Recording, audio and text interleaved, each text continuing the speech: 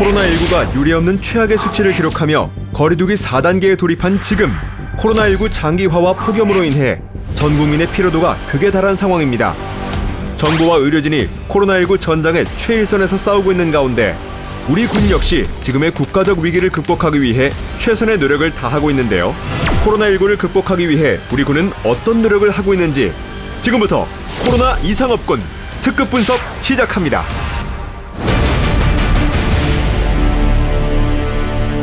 지난해 1월 국내 첫 확진자가 발생한 이후 범정부 차원의 적극적인 방역 노력과 코로나 종식을 위한 지원이 계속되고 있습니다. 우리 군 역시 국가적 위기 상황 극복을 위해 전력을 다하고 있는데요. 그중 가장 눈에 띄는 활동은 바로 백신 수송 분야입니다. 군은 백신 안전 수송 지원 활동을 지속해서 펼쳤는데요. 도서산간 지역을 포함해 작은 농촌 마을까지 세심한 지원을 아끼지 않았습니다.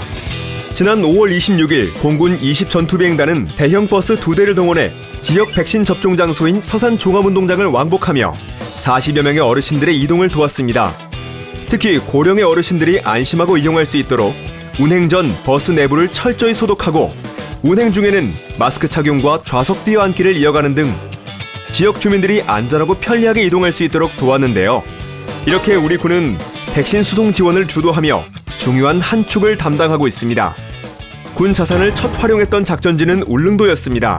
울릉도라고 하면 매서운 추위와 강력한 눈폭탄으로 최악의 교통 고립지로 손꼽히는 곳. 지난 2월 28일 코로나19 백신 수송 지원본부는 울릉도 지역에서 접종할 아스트라제네카 백신 수송에 고심하던 끝에 대형 수송 헬기 치누크를 동원해 긴급 수송에 성공했습니다. 당초 도서 지역에 대한 백신 수송은 민간 선박을 이용하는 원칙이 있었지만 해상 기상 악화와 민간 선박의 활용 제한, 백신 접종의 긴급성 등을 종합적으로 고려해 군 헬기를 이용한 항공 수송 방안을 결정한 것입니다. 이러한 긴급한 결정에도 백신 수송 지원본부가 완벽하게 임무를 수행할 수 있었던 것은 바로 철저한 사전 준비가 있었기 때문입니다. 올해 초 서욱 국방부 장관 주관으로 이루어진 제2차 범정부 통합 모의훈련도 이러한 준비의 하나였는데요. 당시 훈련은 육로 수송, 민간 항공 수송 또는 해상 수송이 제한되거나 긴급 대량 수송이 필요할 때에 대비해 공군 C-130 수송기와 HH-47 헬기 등 군 자산을 활용한 수송 훈련을 진행했었습니다. 이처럼 수송관리부는 차량을 이용한 수송 외에도 항공 수송, 선박 수송 등 각기 다른 수송 방식에 따라 수송, 호송 모델을 검증하고 정립하는 역할을 수행하고 있습니다.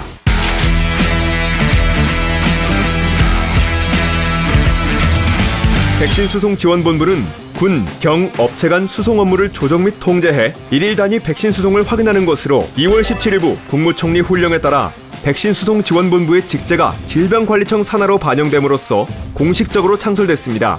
코로나19 백신 수송 지원본부는 박주경 육군 참모차장을 중심으로 관련 분야 전문 인력, 군인 34명, 공무원 4명, 경찰 2명, 소방 1명 등 총 41명으로 구성되었으며 더불어 국방부는 57개 부대, 528명으로 구성된 각급 제대별 지원 TF를 추가 편성할 계획을 밝혔습니다. 이렇게 창설된 백신 수송 지원본부는 백신의 유형별 특성을 고려해 수송 및 호송 계획을 수립하고 있습니다. 현재 화이자 백신을 운송하기 위해서는 영하 50에서 70도씨, 모더나 백신은 영하 18에서 20도씨, 아스트라제네카는 상온 2에서 8도씨 온도를 유지해야 하는데요. 코로나19 백신을 안전하게 접종할 수 있도록 백신별 맞춤형 콜드체인 관리 체계에 힘쓰고 있습니다. 백신 폐기율 제로를 목표로 단 하나의 백신도 결코 소홀히 하지 않겠다는 백신 수송본부. 2월 24일 첫 임무를 시작으로 그간 백신을 전달한 기관만 누적 2만여 곳 이상, 80만 킬로미터 이상의 이동거리를 오가며 완벽한 임무를 수행하고 있습니다. 백신 수송은 긴장의 연속입니다. 특히 항공 수송은 최종 임무가 결정되기까지 기상 등의 문제로 취소되는 경우도 있어 더욱 주의를 기울여야 하죠. 그래도 이런 과정을 거쳐 백신이 목적지에 무사히 전달되면 그렇게 보람이 느껴지더라고요. 코로나19 현장을 지키는 또 다른 이들이 있습니다. 코로나19 4차 대유행이 현실화되면서 수도권을 중심으로 임시선별검사소와 생활치료센터 등 인력난에 시달리고 있는 상황. 우리 군도 적극 협조를 이어가고 있습니다. 특히 대전 지역 방역 지원 업무를 담당하는 김병수 중위의 독특한 이력이 주목받고 있는데요. 지난 6월 전방부대 소대장 임무를 완수한 뒤 제대한 김중위는 현역 재임용 제도를 통해 중위로 다시 복무하고 있습니다. 처음 임무에 나섰을 때는 확진자와 접촉할 수 있지 않나라는 걱정을 조금 하기도 했습니다. 그러나 재임관을 한 저에게 주어진 첫 번째 임무이자 군인이라면 당연히 해야 할 본분이기에 마음을 다잡고 다시 입은 군복의 의미를 생각하며 팀원들과 임무를 수행하고 있습니다. 이 밖에도 수많은 지원 인력들이 백신 수송과 방역 지원 등 최일선에서 굵은 땀방울을 흘리고 있는데요. 지금까지 지역사회에 도움을 주는 것보다 받는 게 더 많았는데 코로나19 극복을 위한 지자체 활동에 작은 힘이라도 보탤 수 있어 기쁩니다. 국민의 생명을 지키는 방역작전에 참여하는 것은 큰 영광이고 특별한 기회라고 생각합니다. 지금도 코로나19 종식을 위해 고생하시는 모든 분께 감사와 응원의 박수를 보냅니다. 군과 정부와 의료진의 이런 노력에도 불구하고 확진자 2,000명대를 기록하며 강화된 4단계 거리두기로 격상된 지금 우리 군은 수송 지원뿐 아니라 군 내 코로나 확산 방지에도 힘쓰고 있습니다. 정부의 사회적 거리두기 조정에 따라 군 내 거리두기도 7월 12일부터 4단계로 격상되었고 확산세가 지속됨에 따라 계속 연장되고 있는 상황.